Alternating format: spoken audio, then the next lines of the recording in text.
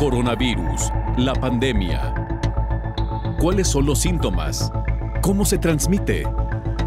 ¿Qué puedo hacer para protegerme y prevenir la propagación de la enfermedad? Nuevo padecimiento que ha encendido las alarmas de los sistemas de salud. Coronavirus, la pandemia.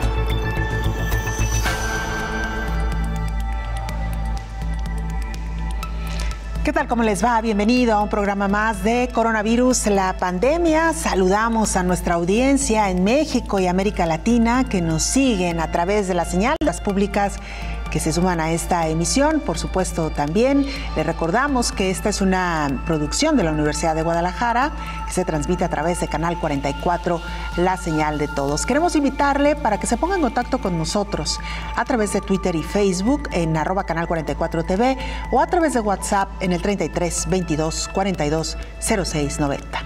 Iniciamos, como todos los días, este programa con el reporte que nos brindan nuestros compañeros en Ginebra, Suiza, sede de la Organización Mundial de la Salud. En esta ocasión es Roberto Castañares quien nos informa. Hola, ¿qué tal? Buenos días, Belén. Buenos días a todo el auditorio de Canal 44.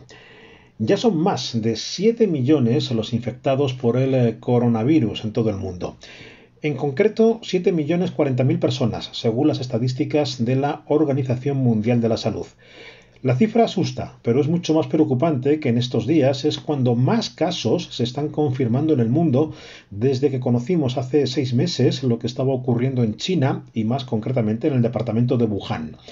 En los últimos días nos estamos moviendo en el entorno de los 130.000 casos nuevos cada día y de ellos 6 de cada 10 se confirman en el continente americano.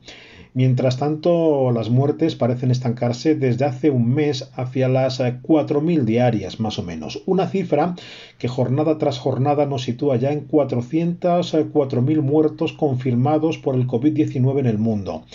No obstante, desde la OMS indican que más del 75% de los casos se dan en una decena de países y la mayoría de ellos están en América y en el sur de Asia. También preocupa África. Oficialmente hay 140.000 diagnosticados en todo el continente, pero con todas las reservas sobre la detección de enfermos. Está confirmado, eso sí, que los casos aumentan y se están comprobando ya en nuevas áreas geográficas. Esas dudas sobre las estadísticas, el número de enfermos y de fallecidos se dan en varios países y algunos muy afectados, como es el caso de Brasil. Sobre esta nación sudamericana, la Organización Mundial de la Salud confía en los datos que recibe a diario del gobierno de Jair Bolsonaro. Confianza que se extiende al resto de países latinoamericanos, donde se acumulan más de 1 millón de casos confirmados y en los que la situación es compleja. No obstante, la organización recuerda que los latinoamericanos tienen experiencia en la lucha contra otras muchas enfermedades infecciosas y eso, sin duda, va a ayudarlos a salir con éxito de esta crisis sanitaria. Reportó desde Europa Roberto Castañares para el programa Coronavirus, la pandemia. Esta semana sostuvimos una charla muy interesante acerca de una técnica que es utilizada en el tratamiento de pacientes con COVID, pacientes graves, y nos referimos a la posición prona, una posición en la cual el paciente es colocado boca abajo para tratar de ayudarle a mejorar su ventilación, su oxigenación. El doctor Héctor Raúl Pérez Gómez así nos lo explicaba. La posición prona, para decirlo de forma coloquial, es una posición en donde el paciente se coloca boca abajo. Cuando el paciente se coloca boca arriba es posición supina, boca abajo, posición prona. Se ha observado, particularmente en pacientes con COVID, que la saturación de oxígeno de la sangre mejora con la posición prona. Tanto en pacientes que se encuentran solo con soporte a través de oxígeno suplementario, es decir, no intubados, sino quienes están recibiendo oxígeno por vía nasal o por vía nasobucal y que pueden tener una mejor respuesta con los niveles de saturación de oxígeno sanguíneo, pero también en los pacientes con intubación endotraqueal y otras técnicas de soporte ventilatorio. La posición prona está demostrado permite que la entrada de aire y oxígeno, particularmente al pulmón, llegue hasta las partes más terminales del árbol respiratorio, que son los alvéolos. Los alvéolos es el sitio, son los pequeños sacos de las vías respiratorias terminales a través de los cuales se realiza el intercambio gaseoso con la sangre, es decir, es en donde ocurre la oxigenación sanguínea. Entonces, esta posición prona ha demostrado que incluso muchos pacientes pueden evitar llegar hasta la ventilación asistida a través de intubación endotraqueal o a través de lo que conocemos como soporte de alta presión extracorpórea y con ello tener un mejor pronóstico y con ello tener también una más rápida recuperación. Se había observado la posición prona como un beneficio en otras enfermedades infecciosas que causan neumonía, por ejemplo, en neumonía por influenza, y por tal motivo se empezó con protocolos utilizando la posición prona y hay buenos resultados en ese sentido. Entonces, se ha incluido dentro de los protocolos de manejo del paciente con COVID el utilizar la posición prona, dependiendo del monitoreo que se va haciendo de la saturación de oxígeno en la sangre y que se mide de manera relativamente sencilla con dispositivos electrónicos. La mayor parte de la audiencia los ha visto, que se colocan incluso en un dedo y que de forma muy rápida nos da una lectura habitualmente buena y correcta lectura de la saturación de oxígeno sanguíneo. Entre algunas desventajas, en algunos de los protocolos se ha observado un mayor número de casos de infección pulmonar agregada, pero de otra naturaleza. ¿Qué es lo que ocurre? Lo que ocurre es que, adicional a la colocación de la posición prona, se debe estar dando fisioterapia pulmonar durante el proceso de atención. Y esta fisioterapia pulmonar pues debe incluir la percusión del tórax frecuente para permitir que algunas secreciones bronquiales puedan ser expectoradas, ¿no? Expectoradas también bajo protocolos de mucho cuidado para evitar transmisión al personal de salud. Por ejemplo, los protocolos para intubación endotraqueal, los protocolos para dar percusión torácica, fisioterapia pulmonar a pacientes con COVID, deben darse en condiciones en donde el personal de la salud tenga mucha protección, tenga todas las medidas de protección personal de las que hemos hablado en diversos momentos, porque se pueden generar, por ejemplo, aerosoles hacia el medio ambiente, se puede propiciar tos del paciente y todas esas circunstancias, bueno, evidentemente pueden influir en mayor riesgo de transmisión de COVID a el personal de la salud. Los pacientes con COVID-19 que tienen neumonía frecuentemente tienen asociado este síndrome de distrés respiratorio agudo que se presenta como parte de la propia respuesta inflamatoria e inmune del paciente contra el virus. Lo hemos platicado en diversos momentos. Aparece una serie de respuestas del sistema inmune, se liberan unas citoquinas que generan más inflamación y esta inflamación habitualmente afecta el pulmón.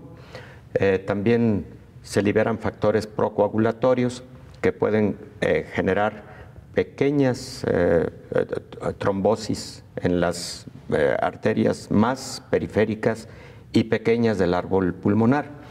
Entonces, estos pacientes requieren tratamientos farmacológicos con heparina, por ejemplo, por la procoagulación que están sufriendo, pero también requieren antiinflamatorios y hay algunos protocolos utilizando corticosteroides como metilprednisolona que han dado buenos resultados cuando se está presentando este síndrome de distrés respiratorio agudo. Que no tiene que ver con la posición prona, sino con una condición propia del paciente. Efectivamente, no es que la posición prona lo haya generado. No, al contrario, incluso estos pacientes podrían tener beneficios utilizando la posición prona, porque precisamente pacientes que luego son refractarios a tener una buena respuesta de oximetría, de sus gasometrías en su sangre, utilizando intubación endotraqueal o utilizando oxigenoterapia suplementaria, cuando están en posición supina, al colocarlos, me refiero entonces a cuando no hay una buena respuesta en posición supina, colocarlos en posición prona frecuentemente lleva a lograr los objetivos ventilatorios para ese paciente. En Brasil, nuestra compañera Flavia Peixoto nos actualiza también información de lo que está ocurriendo hoy en este país que enfrenta una de las situaciones más críticas en América Latina en materia de COVID-19. Adelante, Flavia. Hola, Belén, un gusto saludarte nuevamente. Un saludo a todo el auditorio del Canal 44. Brasil sigue como el segundo país con más casos de coronavirus en el mundo, después de Estados Unidos. Los infectados ya son aproximadamente 692,000. El número de muertos ya es el tercer país después de Estados Unidos y de Reino Unido. Brasil tiene más de 37,000 defunciones. Por otro lado, ya ha empezado la flexibilización de la cuarentena, incluso en las 6 ciudades que concentran casi mitad de las muertes por la COVID-19. Entre los argumentos está la caída de las tasas de ocupación de las unidades de terapia intensiva. Hubo también la caída de la tasa de la transmisión de la enfermedad en el país, que hoy es de 1.37. Cuando la pandemia empezó, era de 3,5. Pero todo eso genera polémica, pues algunos expertos y parte de la sociedad dicen que la COVID-19 en Brasil aún está en crecimiento y que el Ministerio de Salud divulga datos divergentes de casos y muertes. Por todo eso sigue la crisis política y los grupos contrarios y favorables al presidente Bolsonaro salieron a las calles ayer. Esta mañana la sede del gobierno federal ha sido alcanzada por una tinta roja en un acto de vandalismo. La policía investiga el caso y también sigue investigando las acusaciones de corrupción contra gobernadores respecto al repase de dinero para el combate a la enfermedad. Los impactos económicos de la pandemia en Brasil ya apuntan una disminución de 6.48% del Producto Interno Bruto en 2020. Este es mi reporte desde Brasil para Coronavirus, la pandemia. Hacemos una pausa, es muy breve, regresamos con más.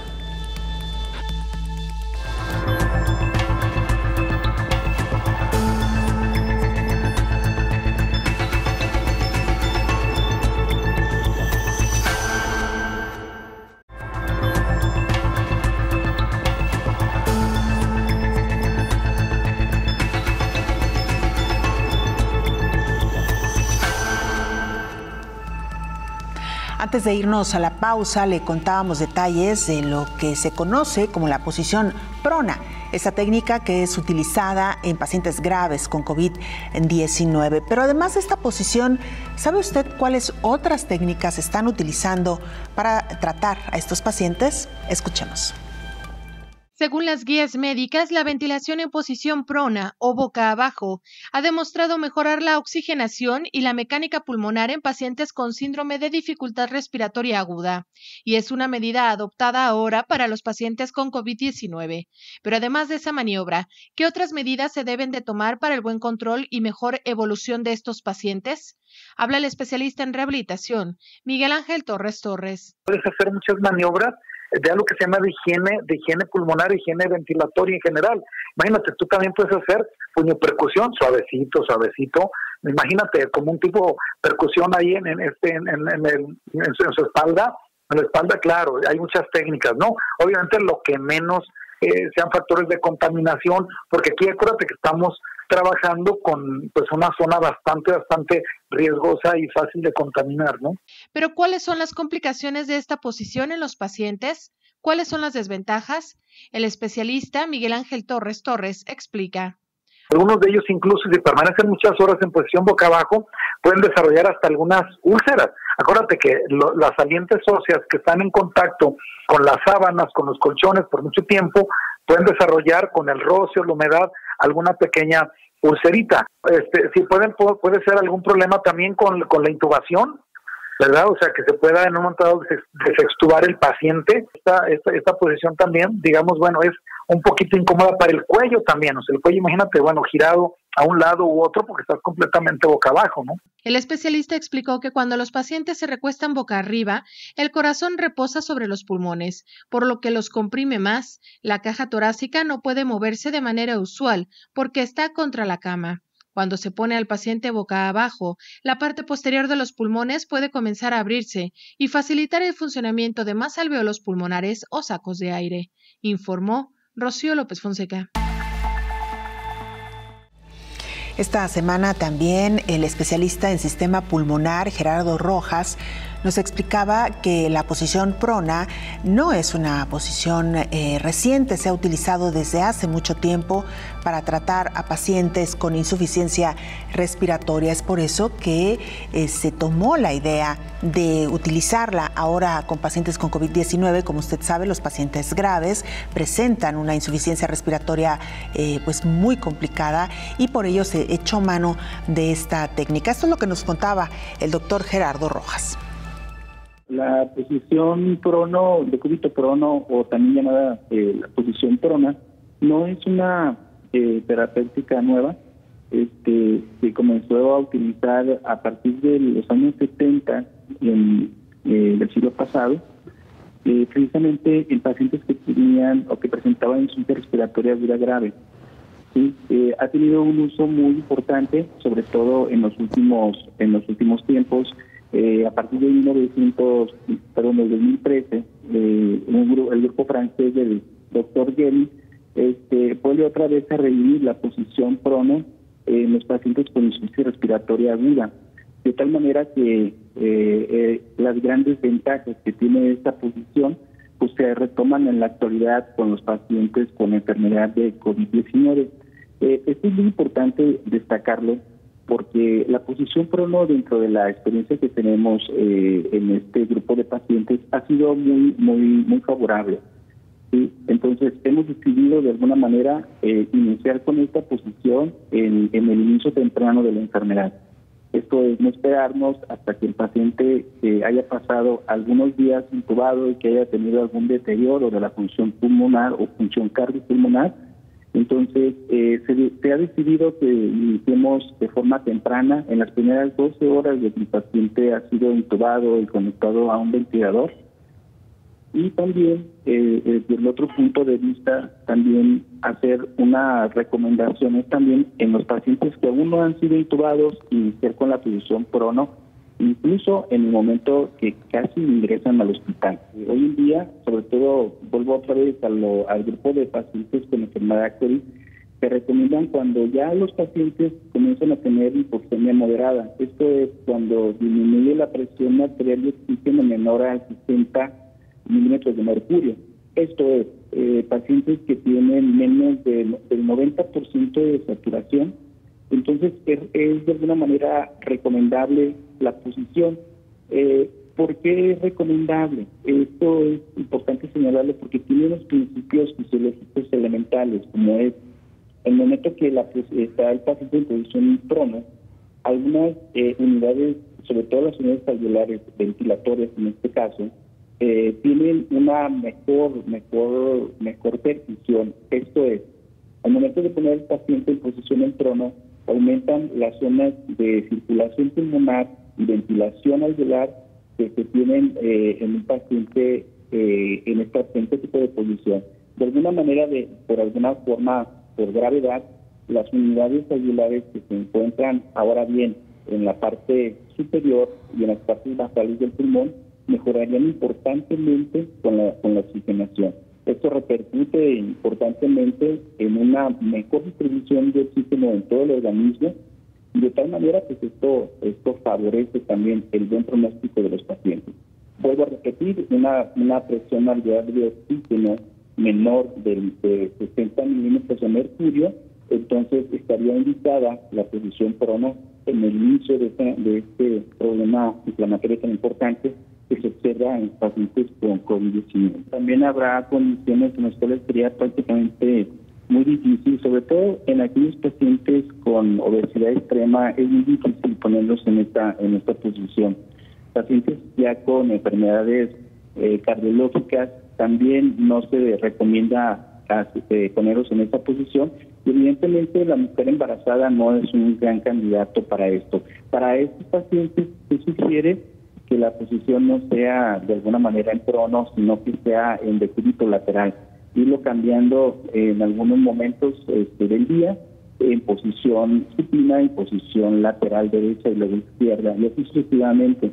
Entonces sí hay pacientes que no son candidatos a esta posición.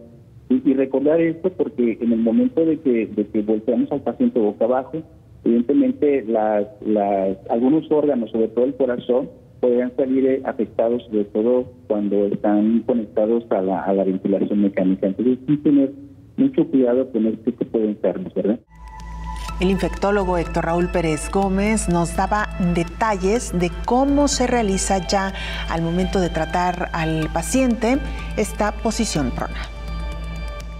La mayor parte de protocolos son escalonados, son en etapas. Por ejemplo, un paciente tiene una saturación de oxígeno en su sangre de 90. Lo ideal es que esté por arriba de 93. El paciente empieza en su primera etapa, en su primer fase, a utilizar oxígeno suplementario, ya sea a través de una mascarilla o a través de puntitas nasales. Si ese paciente logra subir a 92 o 93 de saturación o más aún, ese paciente no requiere soporte ventilatorio adicional. No es el único factor, hay otros factores. Si el paciente además no tiene una frecuencia respiratoria mayor de 30, por ejemplo, si está con una frecuencia respiratoria, digamos, entre 22 y 25, es un paciente que puede estar en esa primera etapa en donde solo el oxígeno suplementario podría ser suficiente. Y es posible que no requiera más en los próximos días, y es posible que en los próximos días se le pueda ya quitar su oxígeno porque esté respirando adecuadamente y manteniendo una adecuada saturación. Pero si esto no ocurre, si el paciente no tiene una mejoría en su saturación de oxígeno, empieza a tener más dificultad para respirar o empieza a incrementarse el número de respiraciones por minuto, o a través de un examen gasométrico de sangre arterial se encuentra, por ejemplo, que tiene una presión de CO2, que es dióxido de carbono, superior a 45, y tiene un pH en su sangre bajo, es decir, está con acidosis respiratoria, entonces este paciente está probablemente siendo candidato a soporte ventilatorio a través de intubación endotraqueal o a través de un método que es la utilización de oxígeno a alto flujo. Nada más que la utilización de oxígeno a alto flujo, en algunos protocolos no se está recomendando, no porque no sea muy bueno, sino por el hecho de que genera muchos aerosoles al medio ambiente, y si no existe una habitación o una terapia intensiva con presión negativa, luego existe mucho riesgo de transmisión al personal de la salud. Entonces, frecuentemente los protocolos van hacia la intubación endotraqueal. La intubación endotraqueal entonces ya tiene parámetros muy bien establecidos de qué volumen corriente hay que utilizar, qué presión debe meter el aparato de soporte ventilatorio al paciente, qué presión de meseta y qué presión al final de la expiración para lograr los objetivos que estamos comentando. ¿Cómo se sabe que un paciente está mejorando desde el punto de vista ventilatorio? Bueno, con las mismas mediciones de estar checando la concentración de oxígeno en su sangre, la presión parcial de oxígeno arterial, la presión parcial de CO2 arterial, el pH arterial y, por supuesto, se hace un monitoreo también radiográfico para identificar que las opacidades radiográficas que se generaron por el proceso inflamatorio están yendo hacia la mejoría. Todo eso es parte del monitoreo en el paciente que está con intubación o con soporte ventilatorio. En Tailandia, Ramón Abarca, corresponsal de la agencia EFE, nos informa sobre lo que está ocurriendo hoy por hoy en este país. Ramón, te escuchamos. Adelante con el reporte. Hola, ¿qué tal? Buenos días, Belén. Buenos días a toda la audiencia de Canal 44. En Tailandia se han registrado en total unos 3.100 casos. Hoy mismo se ha informado de 7 nuevos contagios. Ahora, eso sí, todos ellos, como lleva ocurriendo en las 2 últimas semanas, se han detectado en centros de cuarentena. Estos centros donde todos los tailandeses que llegan del extranjero tienen que pasar 2 semanas de cuarentena. En Tailandia, donde se han registrado 58 muertes por COVID-19, en estos momentos quedan 88 personas ingresadas por el coronavirus. A pesar de su gran exposición a China, Tailandia es el país que más turistas chinos recibe al año. Ha conseguido campear la epidemia y controlar sus efectos. El gobierno nunca ha impuesto un confinamiento estricto, pero sí declaró el estado de emergencia, estableció un toque de queda durante las noches y cerró todos los restaurantes, cines, centros comerciales o gimnasios. Desde hace 2 semanas el país ha empezado a recobrar la normalidad, la gente ha vuelto a sus lugares de trabajo, la actividad comercial ha vuelto casi por completo y se han restablecido los vuelos domésticos. Aún así, el estado de emergencia continuará hasta al menos el 30 de junio, lo mismo que el cierre de las fronteras para los no tailandeses o residentes. Reportó desde Tailandia para el programa Coronavirus, la pandemia, Ramón Abarca. Hacemos una pausa, regresamos con mucho más.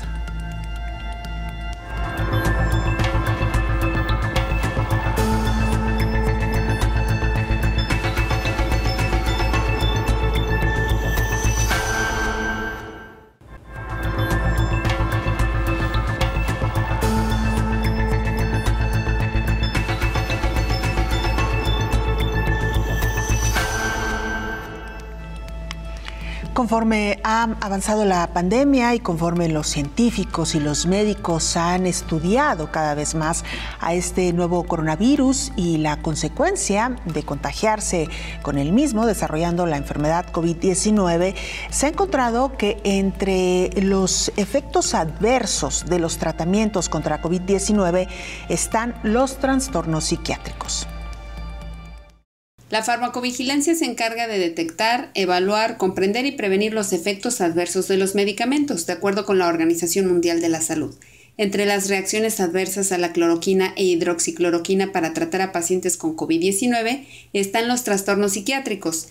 La Agencia Española de Medicamentos y Productos Sanitarios explicó que estos medicamentos pueden derivar en cuadros agudos de psicosis, intento de suicidio o suicidio consumado. Sin embargo, se considera que estas reacciones adversas son poco frecuentes. Los estudios disponibles describen trastornos psiquiátricos por el uso de estos medicamentos como agitación, insomnio, confusión, manía, alucinaciones, paranoia, depresión, psicosis e ideación suicida. Efectos que pueden aparecer a cualquier edad tanto en pacientes con o sin antecedentes de enfermedad psiquiátrica. El 14 de mayo, la agencia notificó 3 suicidios consumados, un intento de suicidio, un cuadro psicótico y una alteración de la conducta en pacientes en tratamiento con hidroxicloroquina. Todos los casos ocurrieron en los primeros días de recibir el medicamento. En su boletín de junio, el Centro de Farmacovigilancia e Información Terapéutica de Canarias reportó 182 casos de sospechas de reacciones adversas. En 40 casos, los fármacos utilizados fueron hidroxicloroquina y acitromicina.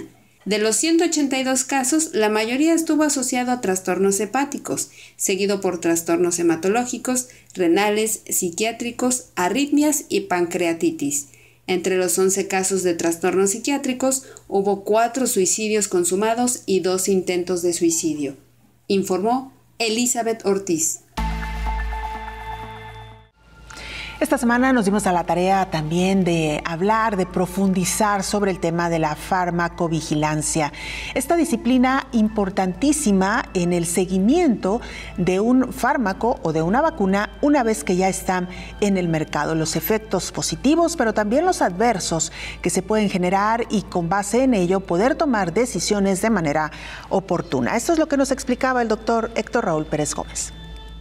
La farmacovigilancia es una rama de la farmacología y se utiliza precisamente para mantener vigilancia, vaya la redundancia, sobre los efectos que puede tener un fármaco, tanto efectos secundarios como efectos adversos graves, pero también vigila efectos no esperados de un medicamento.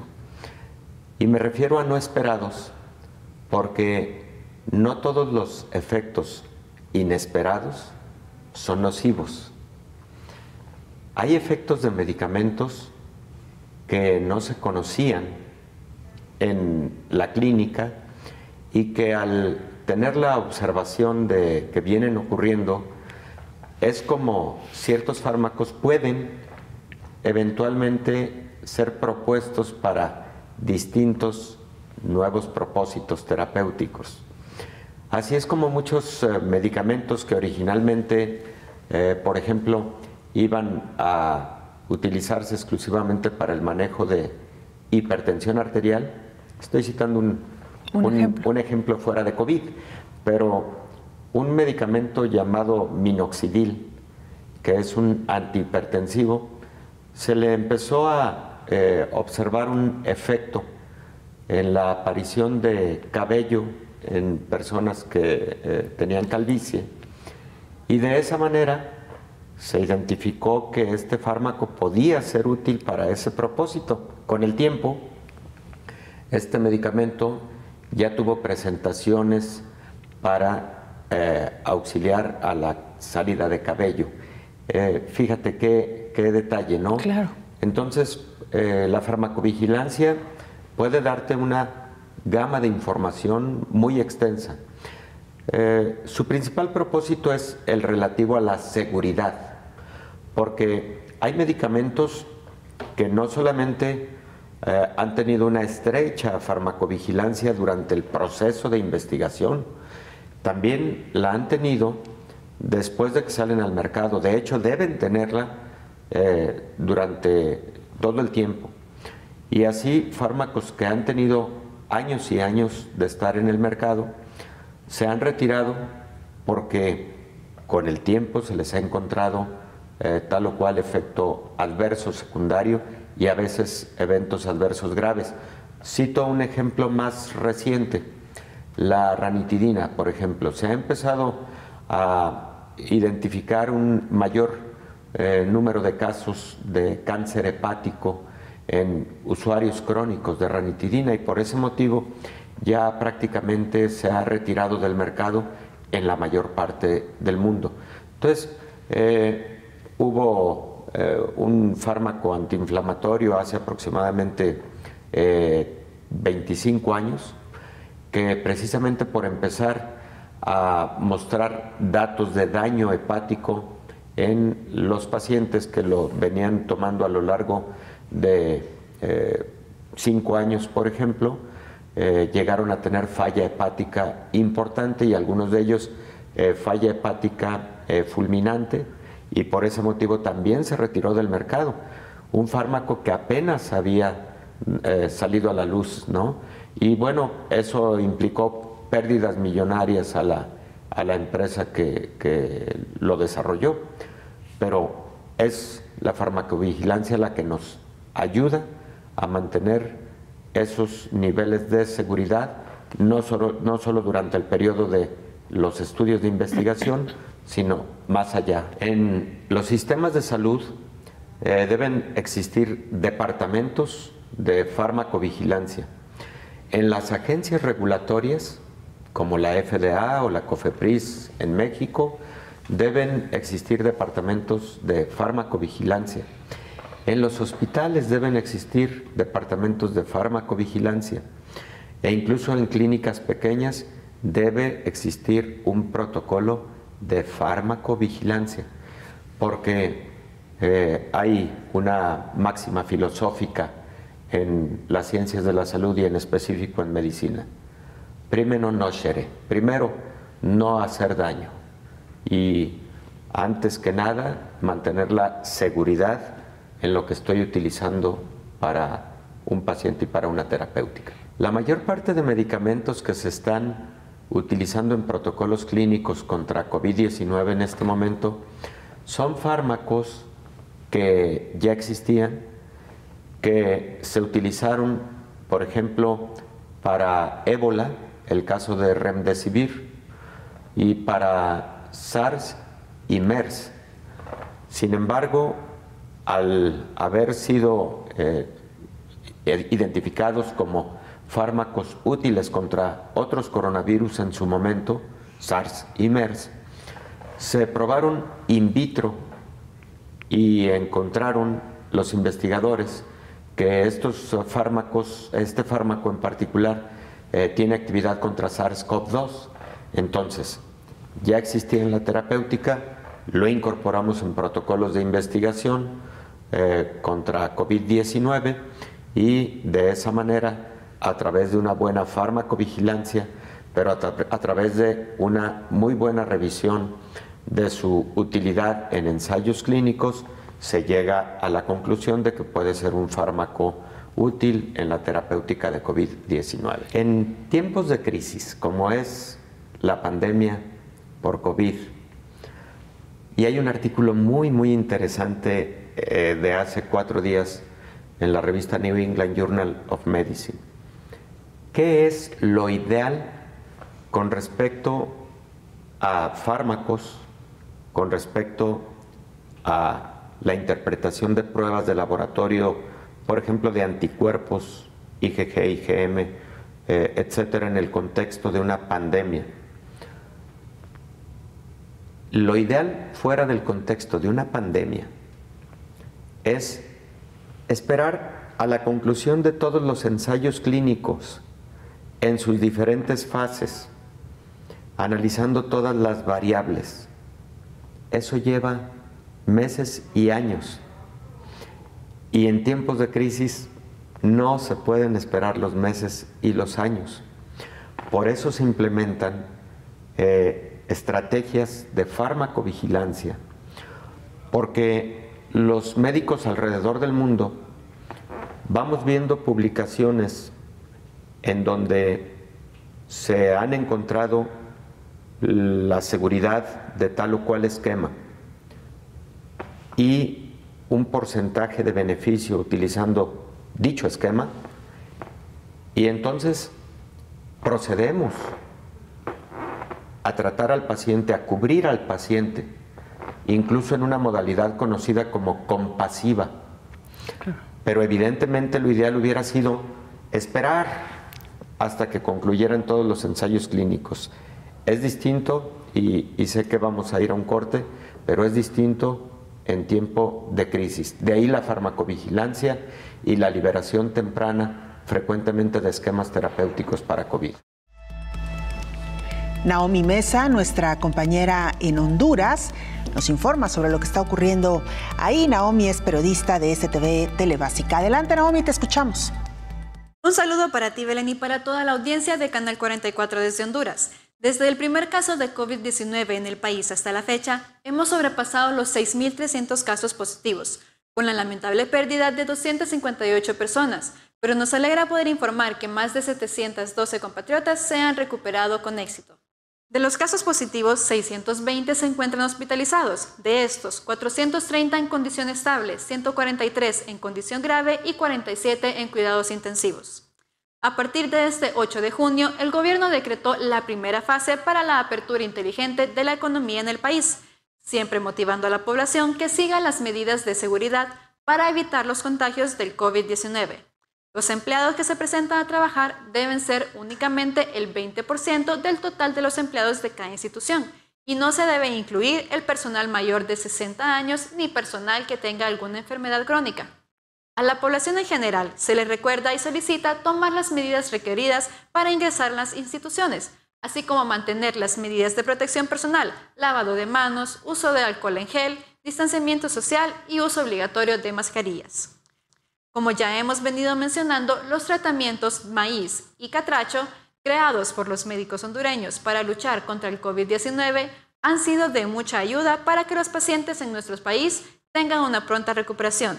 Es por esto que el gobierno ha dispuesto a entregar 160.000 tratamientos a todas las regiones sanitarias y hospitales del país, para que se pueda luchar contra el virus con los insumos médicos necesarios.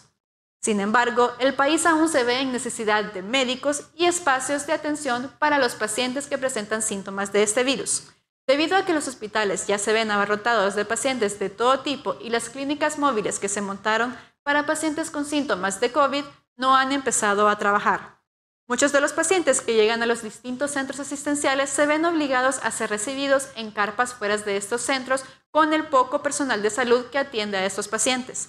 Es sumamente necesario que el gobierno actúe para que las clínicas móviles comiencen a tratar a los pacientes que presentan síntomas de COVID-19. Para Coronavirus la Pandemia, informó Naomi Mesa. Una pausa, regresamos con más.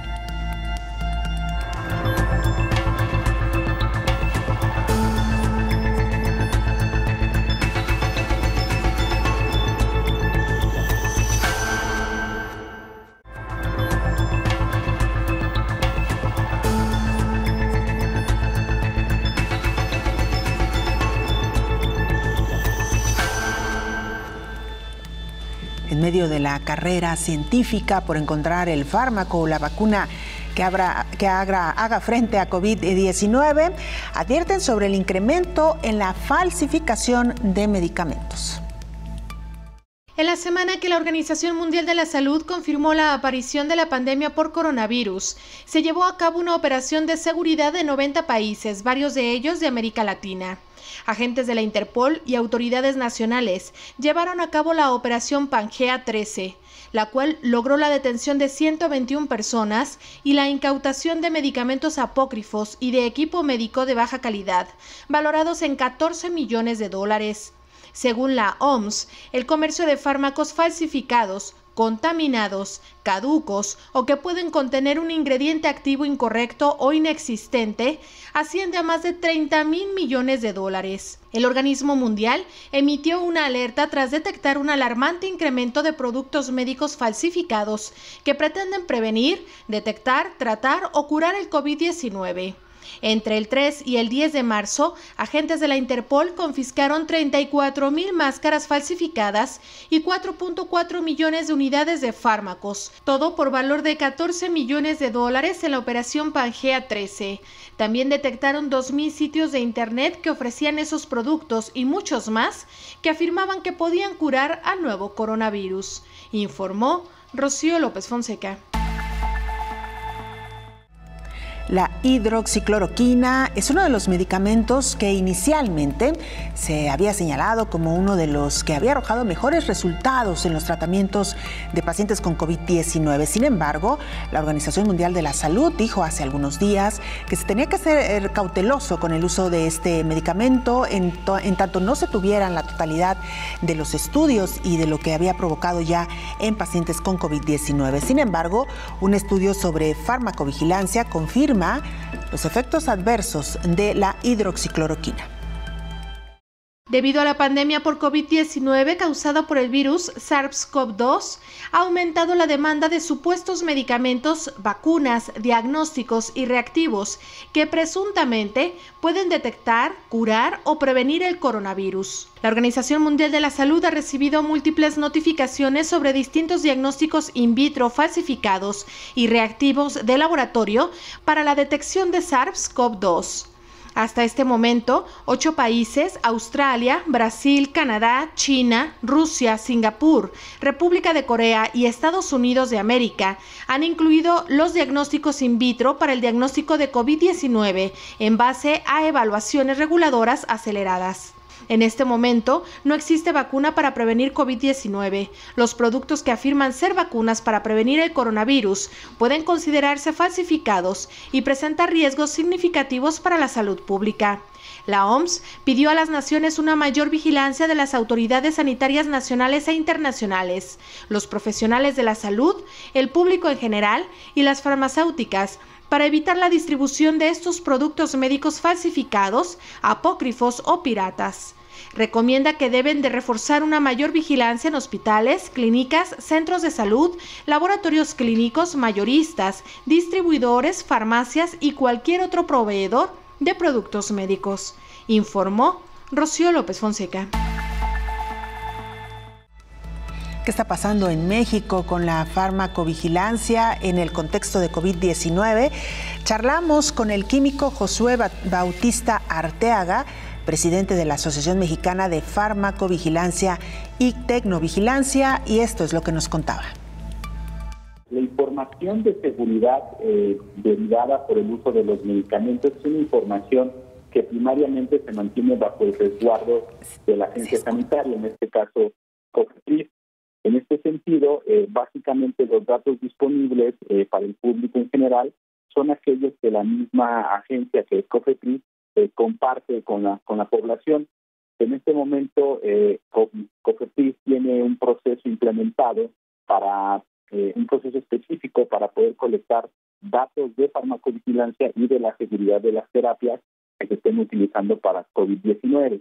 Lo que se sabe es prácticamente lo que ya se ha replicado en otras partes del mundo, donde hay eventos de seguridad, hay eventos adversos que desconocíamos derivado de que el uso de estos medicamentos previo a COVID-19 no estaba autorizado para dicha patología. Es decir, la mayoría de los medicamentos que hoy en día estamos utilizando para el manejo de esta enfermedad son medicamentos que en el pasado tenían una autorización por las agencias sanitarias, incluyendo COFEPRIS, para otro tipo de patologías. Por lo tanto, su perfil de seguridad en esta patología con estos nuevos pacientes es diferente y ha sido en cierta forma consistente con los datos que ya se han compartido en diferentes publicaciones alrededor del mundo. La asociación como tal tiene un enfoque mayormente en la difusión y la promoción de las mejores prácticas en farmacovigilancia.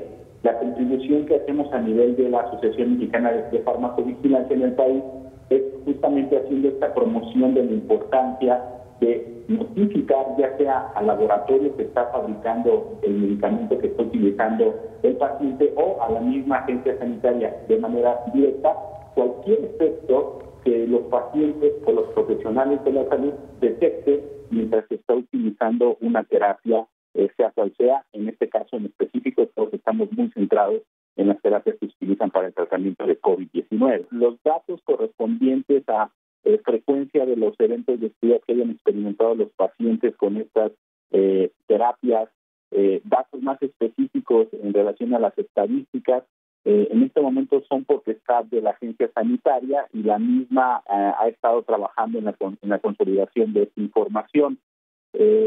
Por lo tanto, el yo poder compartir algún dato en específico sería demasiado aventurado.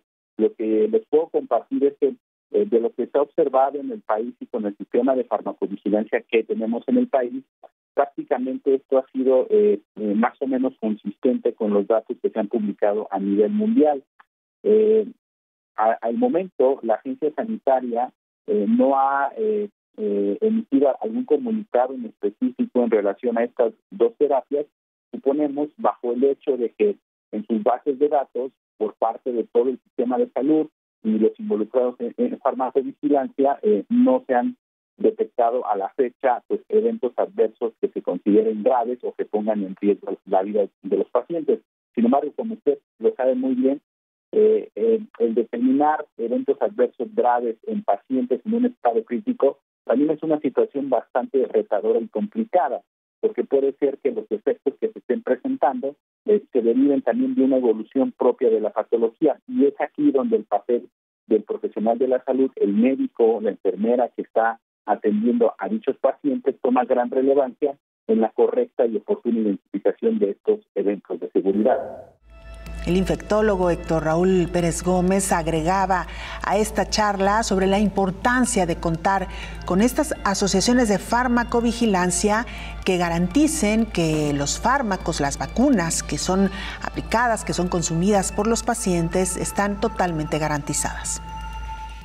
Qué importante es la actividad de una asociación como la que preside el químico Josué, porque son asociaciones que van teniendo un radar muy completo de lo que va ocurriendo en los ensayos clínicos en un país determinado, por ejemplo. Y la comunicación con las agencias regulatorias es básica. Esta semana también viajamos a Chile, donde nuestra compañera Edith Venegas, periodista del Canal 9, así nos presentaba el reporte más actual en este país. Hola, ¿cómo están ustedes? Los saluda Edith Venegas desde Chile para entregarles un reporte con el último avance del coronavirus en nuestro país. La gran novedad en las últimas semanas es que han cambiado los criterios. Las autoridades han establecido nuevas normas, nuevos criterios para medir la cantidad de personas contagiadas y también la cantidad de personas fallecidas en Chile. Principalmente los nuevos criterios se basan en que una persona se cuenta como contaminante, como contagiante, a partir del día en que presenta sus primeros síntomas. Esto hizo que la cifra bajara de alrededor de 50, 60 mil contagiados a 20.000, poco más de 20.000 son los contagiados ahora en nuestro país. De hecho, el último número de personas activas es de 23.115 personas que en este minuto en nuestro país contagian con el coronavirus. Algo similar pasó con la cifra de personas fallecidas. Alrededor de 90 son la cantidad de personas fallecidas que se anuncian día a día en el reporte que hacen las autoridades en nuestro país. En total, la cantidad de personas fallecidas pasaba las 2.000 personas, un poco más de las 2.000 personas. En este minuto en nuestro país hay 2.283. Hubo un aumento importante, cerca de 500 personas más, porque también se establecieron nuevas medidas para contar y contabilizar a las personas que lamentablemente han muerto producto de esta enfermedad. Una medida bastante polémica, no exenta de muchas críticas en nuestro país. Sin embargo, las autoridades señalan que se están basando en las normas y en los lineamientos que tiene la Organización Mundial de la Salud. El resto permanece relativamente igual. La región metropolitana, la capital de Chile, Santiago, se encuentra prácticamente con total cuarentena. Es el lugar donde se han registrado la mayor cantidad de casos, donde se registran también los principales brotes de coronavirus en nuestro país. También se mantienen las distintas normas sociales establecidas, como el distanciamiento social, el uso de mascarillas prácticamente saliendo del hogar, el lavado de manos, entre otras medidas con las cuales las autoridades han sido bastante insistentes para que las personas obedezcan y así evitemos el avance de la pandemia en nuestro país. Antes de despedirnos, queremos presentarle esta nota por demás interesante y además dentro de los esfuerzos que día a día se realizan en los diferentes países para tratar de abonar desde cualquier rinconcito a mejorar la vida de los pacientes con COVID-19. En Colombia, una empresa experta en cartón ha desarrollado un prototipo de cama hospitalaria para respaldar la red hospitalaria de este país. Con 40 años de experiencia en la fabricación de empaques y material publicitario en cartón, la empresa colombiana ABC Displays ha desarrollado un novedoso producto para respaldar a la red hospitalaria de su país de cara a la pandemia de la COVID-19. Con el desarrollo de un prototipo de cama ecológica elaborada con una estructura 100% de cartón y con las dimensiones de una cama convencional de hospital, esta empresa, que funciona en la ciudad capital de Bogotá, hace un aporte de creatividad e innovación que puede evitar un desabastecimiento de estos elementos en los hospitales del país. Esto es un proceso de desarrollo de 2 meses. El prototipo final, digamos que ya lo tenemos hace una semana atrás, tomando todas las consideraciones, perfeccionando todos los sistemas, haciendo todas las pruebas del caso para salir con un muy buen producto, y la idea es que tenemos una capacidad de producción de 3.000 camas. Dando un paso más allá, los creadores de las camas ecológicas observaron también que, en países vecinos como Ecuador, se necesitan cajones fúnebres o ataúdes para una adecuada disposición de los cuerpos de las personas fallecidas por la enfermedad. Es por eso que potenciaron su innovador diseño para proponer una solución viable, ecológica, de bajo costo y en material biodegradable, que puede ser implementado en cualquier país del mundo, convirtiendo la camilla en un ataúd liviano y de fácil manipulación para dinamizar este tipo de procedimientos en los lugares donde se requiera. Siendo nuestra materia prima, comenzamos a trabajar de la mano con una clínica de Bogotá, la cual nos empezó a hacer todas las correcciones, las observaciones, para llegar a un diseño final o un desarrollo final que se adaptara completamente a las necesidades del sector de la salud. Viendo la crisis que se había desarrollado en Ecuador, donde no estaban dando abasto y casi que las personas estaban sacando a sus familiares fallecidos a la calle, procedimos a desarrollar la cama, convertirse en un ataúd como tal.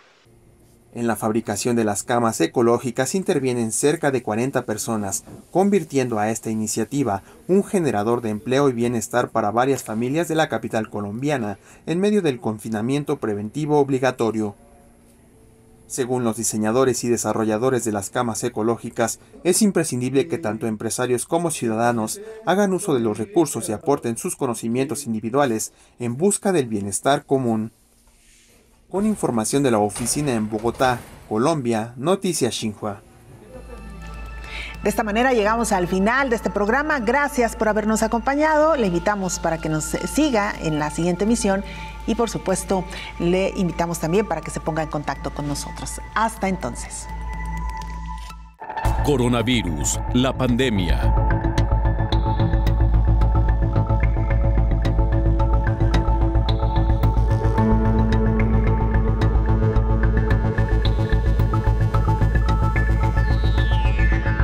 Coronavirus, la pandemia.